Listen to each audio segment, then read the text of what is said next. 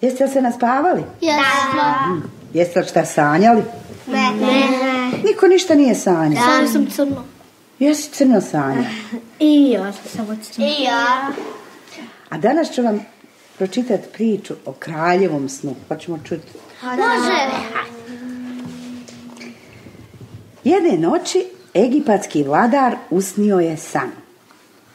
U snu je sjedio i odmarao se na obali rijeke Nil, kad odjednom se pojavi 7 veoma debelih krava. Za njima se pojavi i 7 slabašnih mršavih krava. Ove mršave krave pojedoše one utovljene. I vladar se trgnu iz sna, sav prestrašen. Ponovo zaspa i poče sanjati drugi san. Ovog puta sanjao je da je 7 sasušenih klasova pojelo 7 zelenih klasova. Čim se ujutru probudio, prikupio je savjetnike i ispričao im svoj san, te je od njih tražio da ga protumače. Međutim, oni mu odgovoriše: ovo su veoma zbrkani snovi, mi ih ne možemo protumačiti. U tom trenutku tamo se nađe i kraljev sluga koji se spasio iz tamnice. I dok je slušao kraljev san, sjeti se svoga druga iz tamnice, Jusufa alejhiselam. Obrati se kralju: vladaru, dozvolite da odem i vaš san ispričam Jusufu. On ima moć da tumači snove. I kralj pristade. A sluga otrča Jusufu, ispriča mu san i zatraži da mu ga protumači. A Jusuf mu odgovori: 7 godina bit će rodne za usjeve voće i povrće.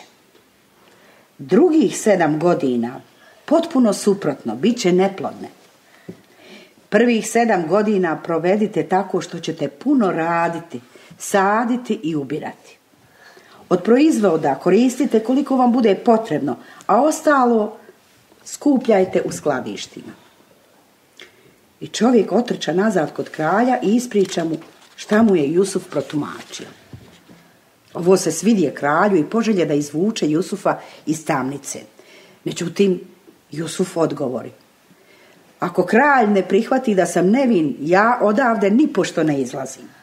I zatim doda: recite svom kralju da pita za mene Zulejhine gošće koje su došle kod nje kući i ne primijetivši isjekle sebi prste. Nek sazna istinu od njih. I po želji Jusufa alejhiselam, kralj prvo naredi da se pozovu žene koje su bile gošće u Zulejhinoj kući. I sve žene su potvrdile da je Jusuf zaista nevin. Nakon toga i sama Zulejha je priznala istinu i rekla: da, ja sam svalila krivicu na njega, on je nevin. Kralj tada shvati pravu vrijednost, iskrenost i čistoću Jusufa alejhiselam. I odmah naredi svojim ljudima da ga dovedu. Kad ga dovedoše, kralj mu reče: odsad si ti moj uvaženi gost i savjetnik. Jusuf dade kralju jedan prijedlog: vaša zemlja će prvo doživjeti bogatstvo, a zatim pustoš. Ako upravljanje riznicama date meni, unaprijed ću preduzeti mjere za predstojeće teške dane i obezbijedit ću da vaš narod bez problema preživi nemaštinu. Možete biti sigurni u mene.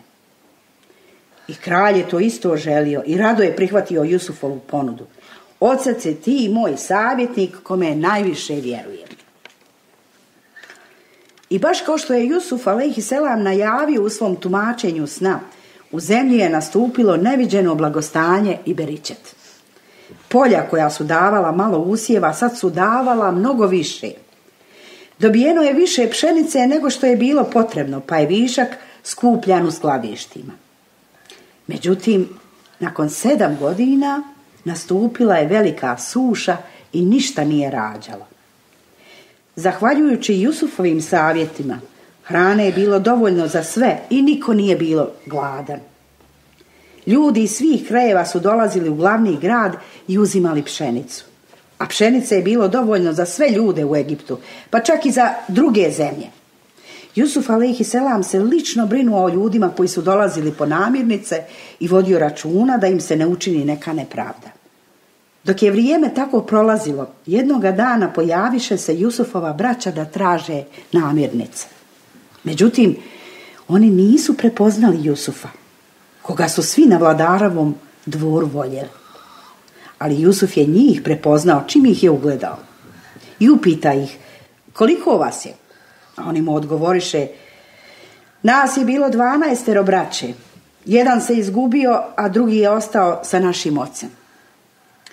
Jusuf im dade namirnica koliko su željeli i ugostio ih, a zatim im reče, vidite da sam vam dao što ste htjeli i ugostio sam vas na najbolji način. Sljedećeg puta dovedite i brata koji je kod vašeg oca. Ako ga ne dovedete, više vam neću dati namirnice. Dobro, rekoše, i sa dobijenim namirnicama krenuše put kuće.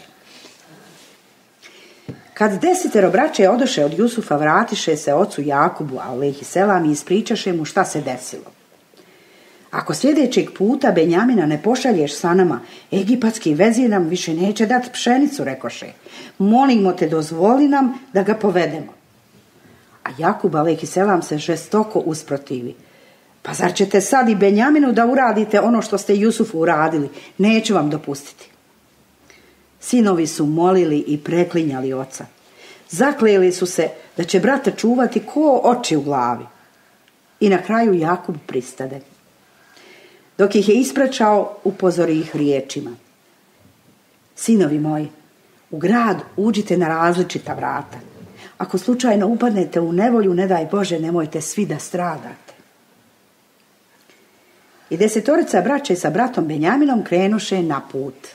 Stigoše u Egipat i kao što im je otac i rekao, u grad uđoše na različita vrata i stigoše pred Jusufa alejhi selam. Jusuf im reče, dobrodošli, kao što sam vam i obećao, daću vam pšenicu, ali se prvo malo odmorite. I rekavši to, Benjamina povuče u stranu i šapnu mu, nemoj ni slučajno da im kažeš, ja sam tvoj brat Jusuf. Benjamin se silno obradova i uzbuđeno zagrli brata. Jusuf alejhi selam je bio sretan što se sastao s bratom Benjaminom i želio je da ga zadrži kraj sebe, pa je osmislio plan koji je ispričao Benjaminu. Sljedećeg dana počeo je utovar vreća pšenice na kamile i trebalo je da se Jusufova braća vrate u svoju zemlju. Jusuf dade kraljevu posudu za vodu jednom od zaposlenih i reče mu, stavi ovo u bisage Benjaminove kamile. Utovar je bio gotov i taman što su krenuli na put, jedan od Jusufovih ljudi povika. Stanite, stanite, neko od vas je kradljivac, pretražit ćemo vaš tovar. I svi se začudiše. Ljudi su pretraživali svaku kamilu. Kod Benjamina nađoše posudu i doniješe je Jusufu. Jusuf poruči okupljenima, na čijoj